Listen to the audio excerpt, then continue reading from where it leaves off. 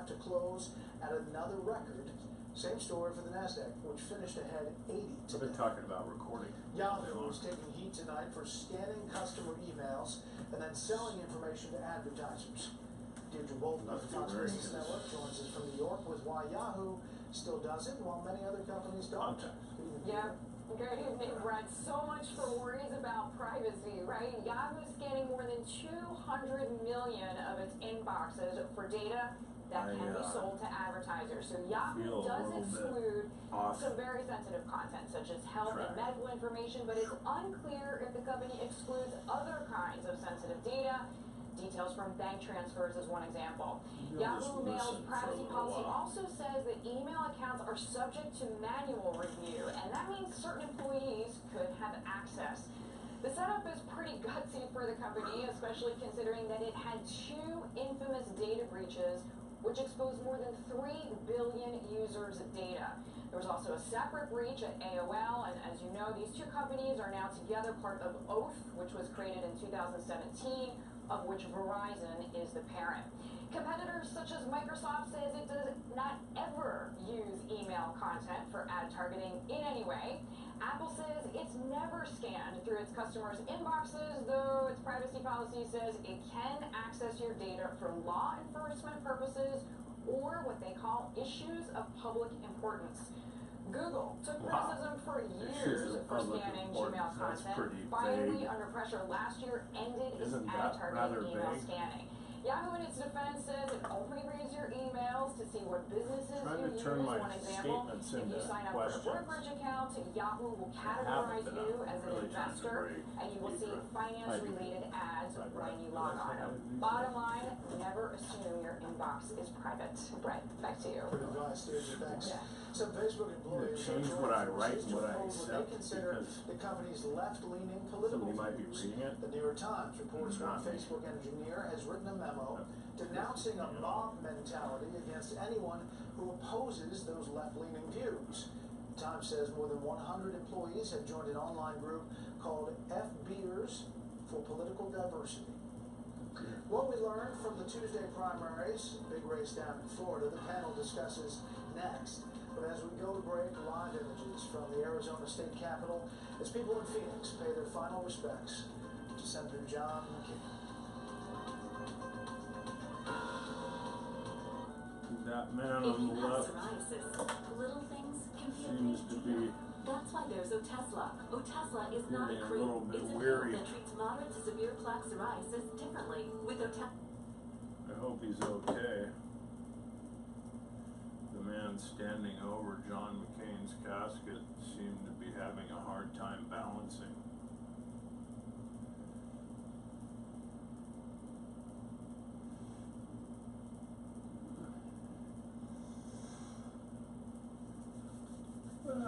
Another strange occurrence happened earlier. I looked up and looked up at that sign in that mirror, and backwards, several, the first part of it was Lair, and I don't know why I was looking at Lair, but oh no, it was Larry. L-A-R-E. I mean, I was looking at it for some reason. They said, and then they said Larry. L-A-R-E. Anyway, just more of these coincidences. Now,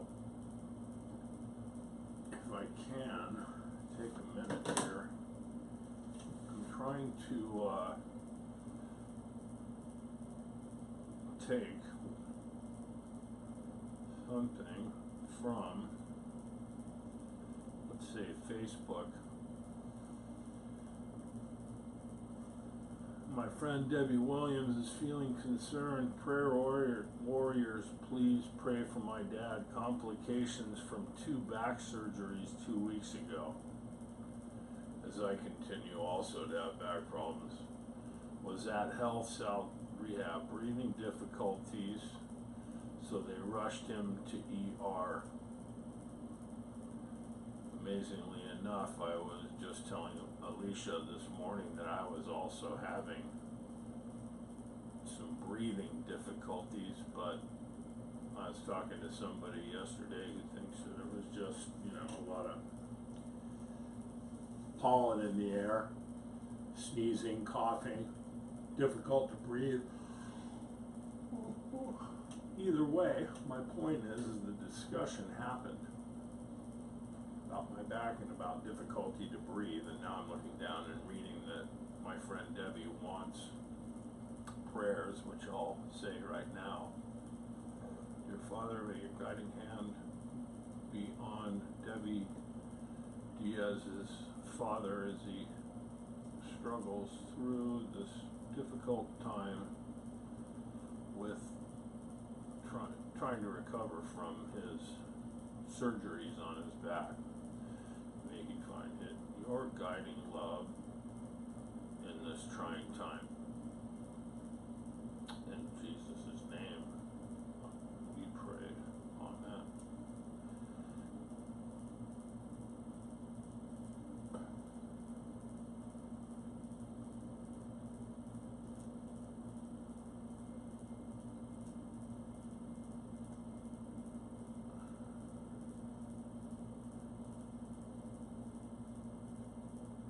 I'm just going through some of these Facebook feeds.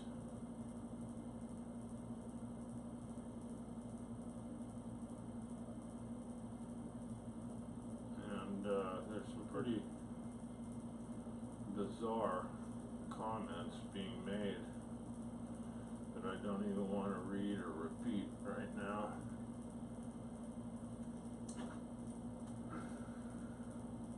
I want to be their governor too.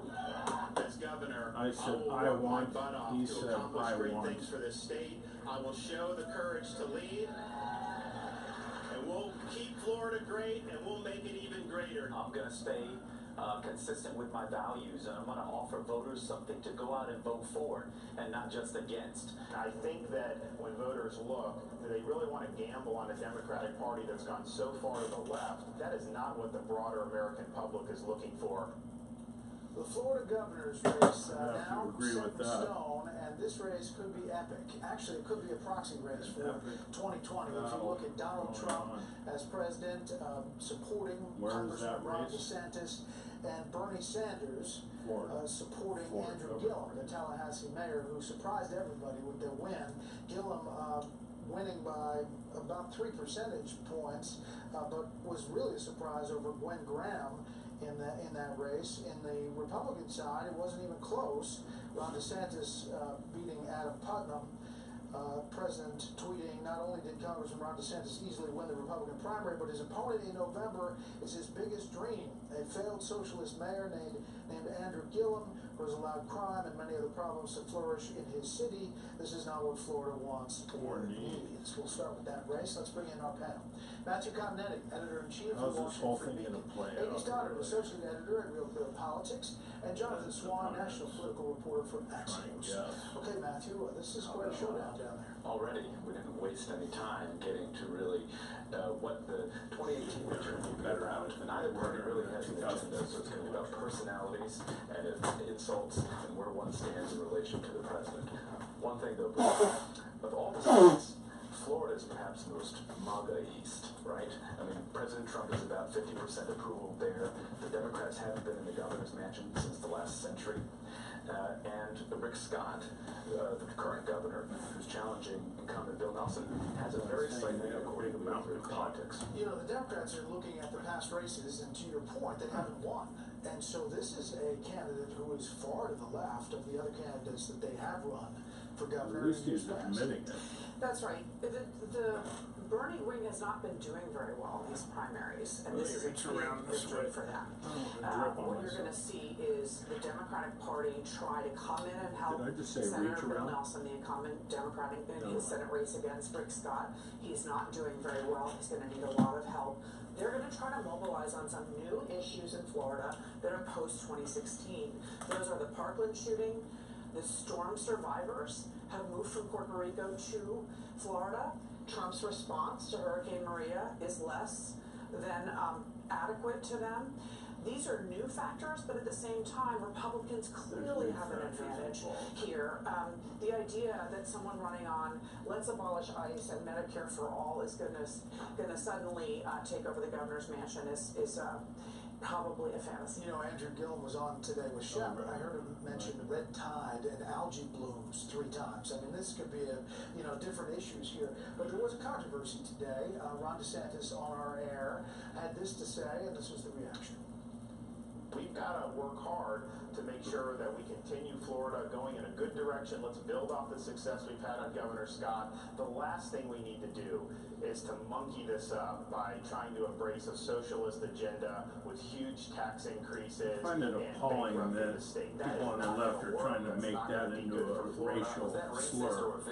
Are you kidding me? Well, in the handbook of Donald Trump, they no longer do whistle calls. They're He's now even having a hard time using spitting out the line. The DeSantis campaign put out a statement soon after that. Ron DeSantis was obviously talking about Florida not making the wrong decision to embrace the socialist policies that Andrew Gillum espouses. To characterize it as anything else is absurd. Florida's economy has been on the move for the last 8 years, and the last thing we need is a far-left Democrat trying to stop our success. Obviously, he didn't say that. It sound like Yeah, but Racist, I mean. again, I always hesitate to leap to motivation when it's not clear. Like, I don't know, it's an idiom, it's a phrase. I mean, God forbid I might say something like that one day, and with all your Australian with all the stuff I say. I mean, I've got some terrible expressions from Australia. I hope it wasn't a racist comment. When I heard it, didn't see that myself, but I'm also willing to admit I have, maybe blind spots. So. I don't know. Well, all it shows is that this is going to go intense and very quickly. It's going to get straight to. We are going to get into really heated. I think what Matthew said is exactly right. And what's interesting to me is how does someone like Ron DeSantis, who talked a lot about the Democratic Socialist, but he has hugged and embraced Trump more than you could. I mean, he ran a commercial with him reading The Art of the Deal as a bedtime story, building a wall. Yeah. So Trump is not popular among white, college-educated men and women, and he now has to appeal to a general electorate. So yes, he's obviously favoured to win, but I don't think that he's not going to be without problems. And the other race, obviously, is the Arizona Senate race that is going to be set up now. Martha McSally versus Kirsten Sinema, which is going to be a big race to follow as you look at Arizona. I want to turn now to the races that you all chose. And as we look at the balance of power in the Senate, Republicans 50-49 Democrats, one vacancy. Obviously, in Wilmington, Democrats need to gain 2 to gain control of the Senate. In the House, Democrats need a net gain of 23 seats to gain control of the House, just to keep us honest here. Matthew, your pick for an interesting race. I'm looking at Kentucky 6 in the House. This is a seat where in 2016 the Democrats were held 40% of the vote. Obviously a Trump district held by Republican Andy Barr. He faces Marine aviator Amy McGrath. If she can take this seat on election night, it bodes very ill for Republican chances to hold the House. All right, we're staying in the House. Something about Kentucky. I think Illinois 6 is a fascinating race because it's really a test case of a high-quality Republican member who works his district hard, Peter Roskam, raises money, does all the right things, has a distinct brand, and yet represents a district that has Trump's singular problem, about all others, which is college. It's got, I think, 52% from the most recent census have a bachelor's degree. This is a prototypical suburban district, and Romney won it by 8, Clinton won it by 7. So Trump is toxic there, and Roskam usually wins easily, but he's in a real race this time. Turn to the Senate, Amy. Much like the Florida governor's race, it is going to be very, very hard for Beto O'Rourke, congressman, to win and beat Ted Cruz in the Texas Senate race. However, he's a money-raising dream. He is basically the national excitement of Democrats. If he were to win this race or even come close, he's atop the list for Democrats of 2020 contenders, no doubt. They are hoping for their next Barack Obama. This will be hard for him. He's interestingly behind where Hillary Clinton was in a state with his numbers with Latinos. He would really have to surge with them to take on Cruz, but he's in a dead heat with him, according to the latest Emerson poll. So it's something for Cruz. It's not impossible for this man to beat Ted Cruz. It's going to be an interesting I race. think Latino turnout is one of the big question marks that a lot of strategists and optics have. It's not clear that they're going to turn out in the numbers that Democrats hope. All right, next up, President Trump today keeps the Twitter flowing. We'll take a look. At Safe on Auto Blast, we really pride ourselves in making it easy for you to get your windshield fixed. With Safe Light, you can I had to step aside for a second. saving you time for what you love most.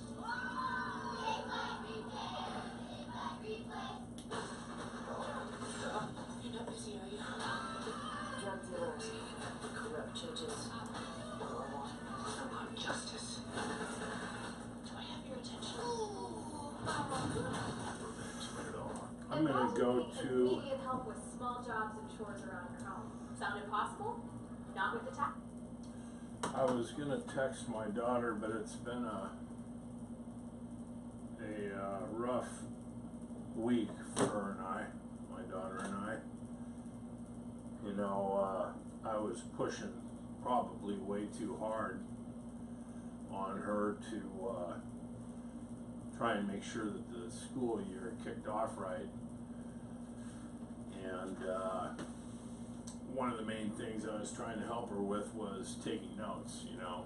I just feel like that, you know, if she and I too were able to really stay focused, and taking notes allows us to do that. So if a fact is said, or when an assignment is due, or any other pertinent information, that she has a pen and paper in front of her that she can write that stuff down. And she kept pushing back on that, and that went on for a couple of weeks until I finally lost my temper about the whole thing. And it all started with me taking her privileges away, and then she, you know, she's stressed about starting school. But this morning we had an incredible conversation that really, I learned a lot about how to deal with her more as she becomes a woman. And I think she learned a little bit more about me. And then I went to text her again today after a tenacious week, and decided to just give her some space, you know, just let her be with her mom, and not come right back at her. But when she comes back, I'm definitely gonna be asking her about, telling her to show me the notes that she's taken. So I will remind her about that in a couple days. Right now, I'm gonna give her some space. Let's go at POTUS.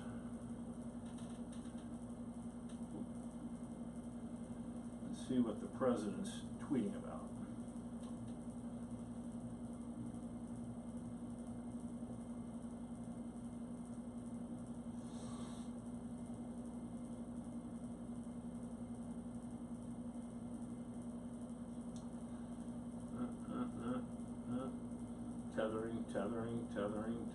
Tethering.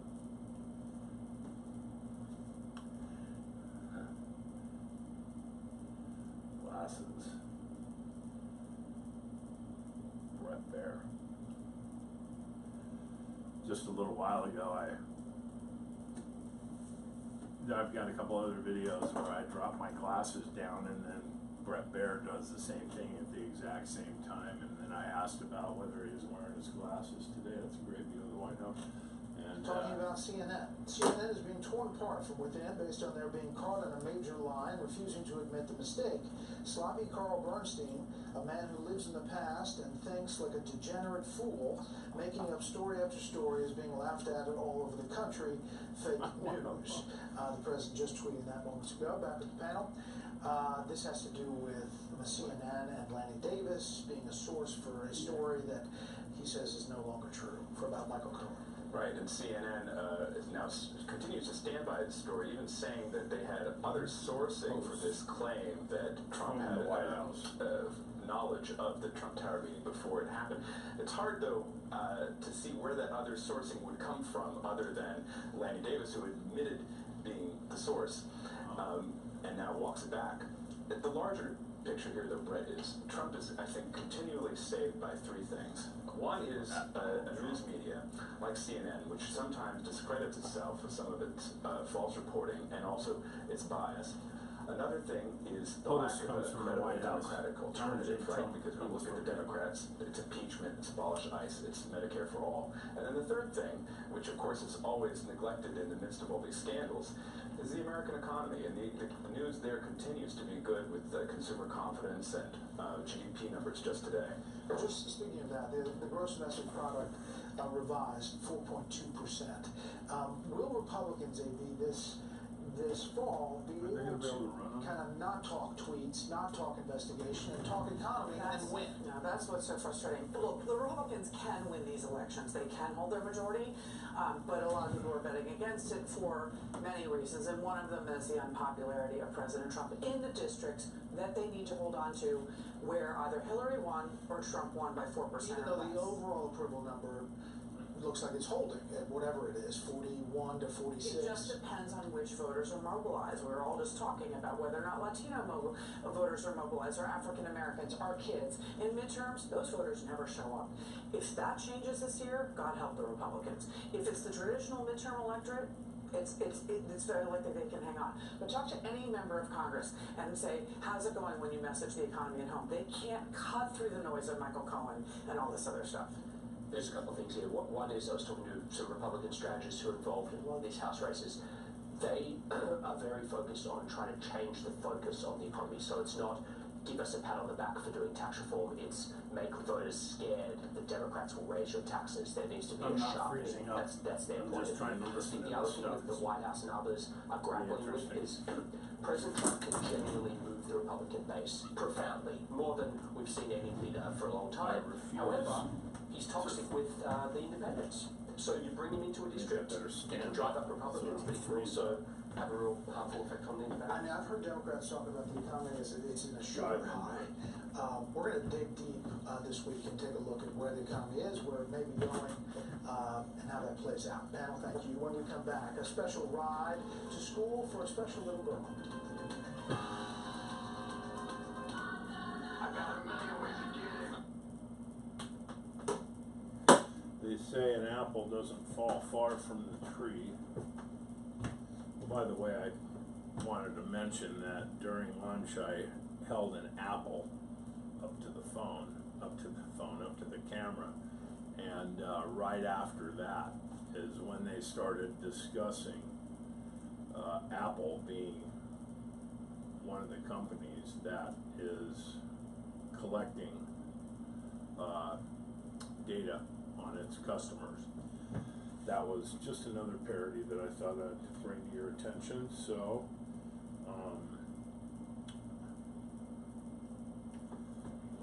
my daughter, who I was just discussing with you during the entire last break, and the discussions that we've been having and the things that she's been saying actually are demonstrating the same ability that I have to be considered as a precognition or a augury.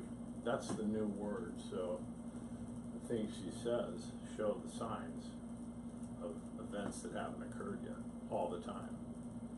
And when I told her that, you know, at that age, when you mentioned something like that to her, I thought she was old enough now. She's about to turn 15 in 3 days.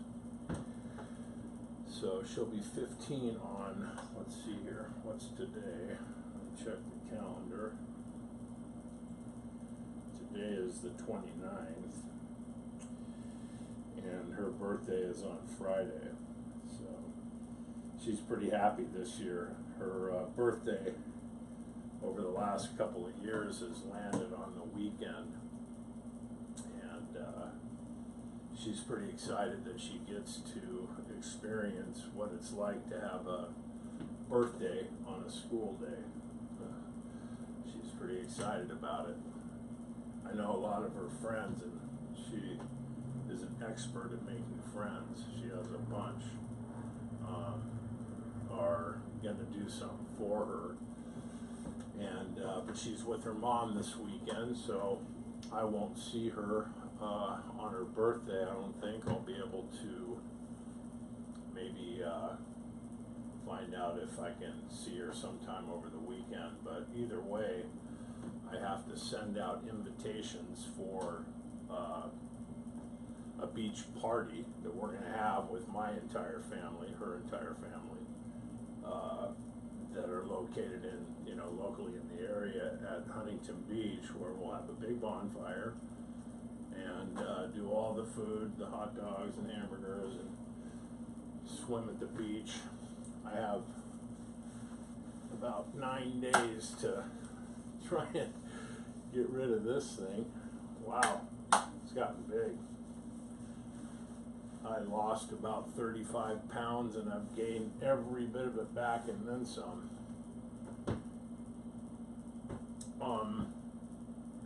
But that's going to be a special day for a special little girl. Special report. This is a special report. You take on a role as I'm going to just rewind that for a second so I can hear the beginning of what he says. Still live. Well, tonight, members of the law enforcement community take on a role as impromptu dads again. For the second year in a row, officers and deputies from Palm Springs Police and Sheriff's Departments escorted this little girl to her first day at school. In October of 2016, Vanessa Vega lost her police officer father. He was killed in the line of duty. So his former colleagues have stepped up and taken her to her first day of school for the second year in a row. How cool is that? Big loss. Thanks for inviting us into your home tonight. That's it for this special report. Fair, balanced, and unafraid. The story hosted by Martha McCallum starts right now. I love those great stories, don't you? What a great story. What good guys. Brett, thank you very much. So tonight on this where am I at big battle shaking tonight? up in the bellwether state of Florida in the governor's race, which got really interesting last night. It has been nearly 20 years since the Sunshine State had a Democrat serving in Tallahassee. So now the mayor there, Andrew Gillum, has shocked the political world with this upset win in the Democratic gubernatorial primary. He faces Ron DeSantis, the come-from-behind congressman, got a very big boost with the president's support there. And it didn't take long, though, for this thing to get heated after DeSantis said this on Fox News earlier today. Let's build off the success we've had on Governor Scott. The last thing we need to do is to monkey this up by trying to embrace a